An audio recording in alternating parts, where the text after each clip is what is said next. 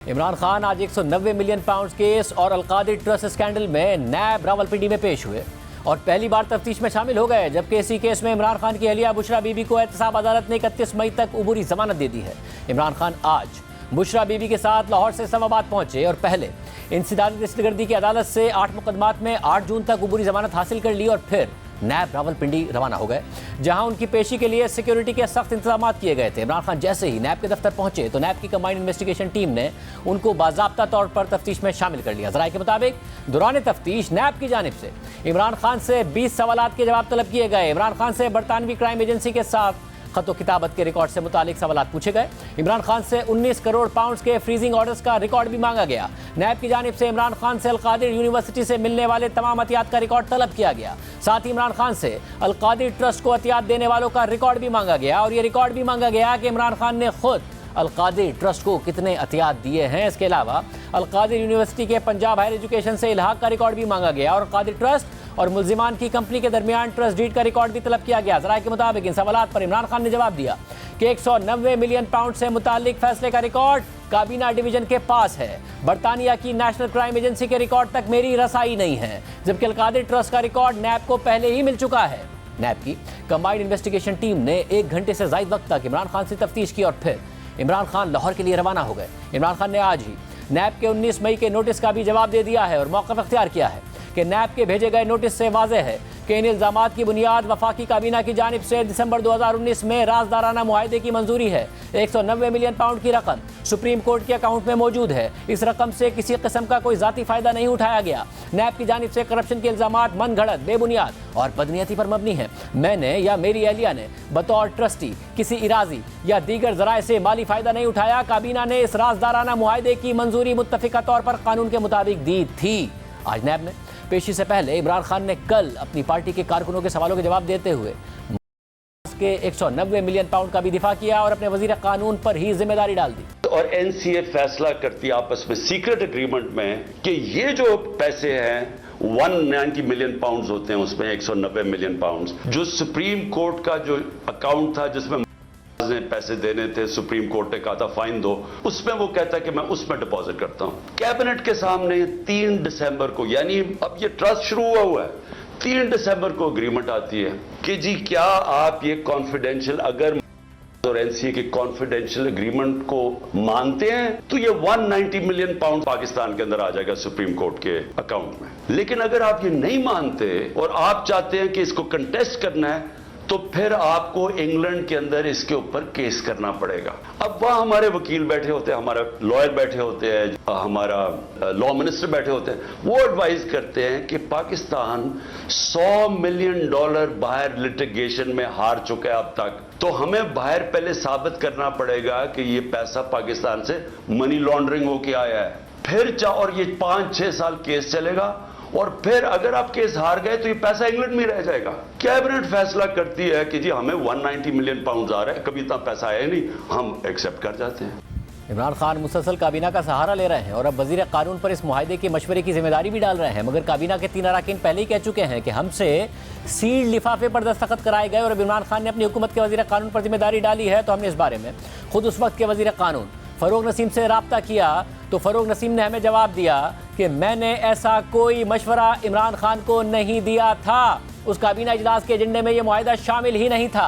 वजारत कानून की तरफ से ऐसी कोई समरी भेजी ही नहीं गई थी। ना ही इमरान खान को मेरी वजारत ने मशवरा दिया था कि अगर 190 मिलियन पाउंड पाकिस्तान ने ना लिए तो ये बरतानिया में ही रह जाएंगे। फ़रोग नसीम के मुताबिक इमरान खान ने खुद 190 मिलियन पाउंड सुप्रीम कोर्ट के अकाउंट में एडजस्ट करने का फैसला किया। वजारत कानून ने इस हवाले से उन्हें कोई मशवरा नहीं दिया। इस हवाले से सारे हक़ाइक़ रिकॉर्ड पर मौजूद हैं। यानी फ़रोग नसीम ने भी इमरान खान के दावे को झूठा कहा है।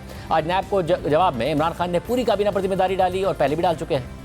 कहते हैं जनाब आपने अलकादर यूनिवर्सिटी से फायदा उठाया है। अलकादर यूनिवर्सिटी ट्रस्ट है, सारी कैबिनेट का फैसला था।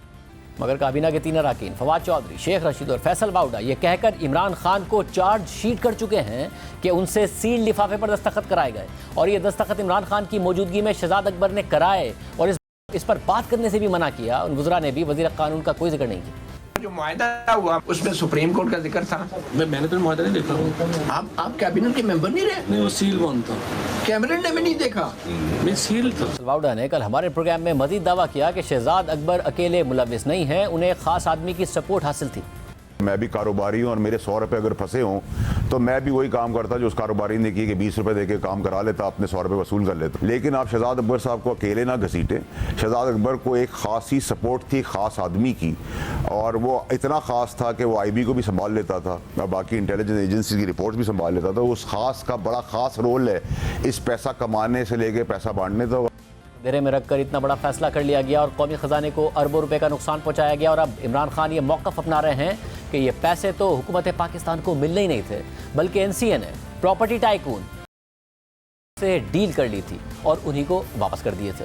हम ये पैसे उनके सुप्रीम कोर्ट के लायबिलिटी अकाउंट में एडजस्ट नहीं करते तो ये पैसे बरतानिया में ही रह जाते, इमरान खान कह रहे हैं। लेकिन हम आपके सामने कुछ ऐसी दस्तावेजात रख रहे हैं जो खुद ये वाजे कर देंगी कि प्रॉपर्टी टाइकून को बरतानिया में जो 190 मिलियन पाउंड का जुर्माना हुआ था, वो पैसे बरतानिया की नेशनल क्राइम एजेंसी ने उन्हें नहीं बल्कि रियासत पाकिस्तान और पाकिस्तानी अवाम को दिए थे। नेशनल क्राइम एजेंसी ने खुद 3 दिसंबर 2019 को अपनी प्रेस रिलीज में लिखा कि ये असासे रियासत पाकिस्तान को वापस कर दिए जाएंगे। ये प्रेस रिलीज आप स्क्रीन पर भी देख सकते हैं। सिर्फ यही नहीं, उसी दिन शहजाद अकबर की सरबराही में एसिड रिकवरी यूनिट ने अपनी प्रेस रिलीज जारी की थी और उसमें भी लिखा था कि नेशनल क्राइम एजेंसी ने इस बात पर रजामंदी जाहिर की है कि यह रकम फौरी तौर पर रियासत पाकिस्तान को वापस कर दी जाएगी। ये दस्तावेज भी आपके सामने स्क्रीन पर मौजूद है। इसके अलावा 3 दिसंबर 2019 को यानी उसी दिन ट्रांसपेरेंसी इंटरनेशनल बरतानिया ने भी 190 मिलियन पाउंड की इस डील से मुतालिक प्रेस रिलीज जारी की थी और इसका टाइटल ही ये था कि पाकिस्तानी अवाम को 190 मिलियन पाउंड की वापसी पर मबनी नेशनल क्राइम एजेंसी की सेटलमेंट पर रद्द अमल। अपनी प्रेस रिलीज में ट्रांसपेरेंसी इंटरनेशनल बरतानिया ने पाकिस्तानी अवाम को इस रकम की मुंतकली को खुशाइंद करार दिया था। ये डॉक्यूमेंट भी आपके सामने स्क्रीन पर मौजूद है। यानी 3 दिसंबर 2019 को जो दस्तावेज़ात और तफसीलात सामने आई, उसके मुताबिक खुद बरतानवी हुक्काम, एसिड रिकवरी यूनिट और ट्रांसपेरेंसी इंटरनेशनल बरतानिया ने यह वाजे किया था कि ये पैसे रियासत पाकिस्तान को वापस किए जा रहे हैं। तो फिर इमरान खान से ये सवाल बनता है कि रियासत पाकिस्तान से मुराद पाकिस्तानी अवाम और हुकूमत है या फिर प्रॉपर्टी टाइकून, क्योंकि उन्होंने रियासत पाकिस्तान की जगह ये पैसे उनके सुप्रीम कोर्ट के अकाउंट में जुर्माने में एडजस्ट कर दिया। बात ये भी है कि अक़वाम मुत्तहिदा की कन्वेंशन की रूह से ये पैसे रियासत पाकिस्तान ही को मिलने थे और इस कन्वेंशन के मुताबिक जब किसी मुल्क में किसी दूसरे मुल्क से लाया गया गैर कानूनी पैसा पकड़ा जाता है तो वो उस मुल्क को वापस कर दिया जाएगा जहाँ से पैसा गैर कानूनी ज़राए से मुंतकिल किया गया हो। खुद बरतानिया ने भी अक़वाम मुत्तहिदा के इस कन्वेंशन पर दस्तखत किए हुए हैं। फिर 2017 में क्रिमिनल फाइनेंस एक्ट और अनएक्सप्लेन्ड वेल्थ ऑर्डर के जरिए खुद बरतानिया ने भी कवानीन मजीद सख्त कर दिए थे।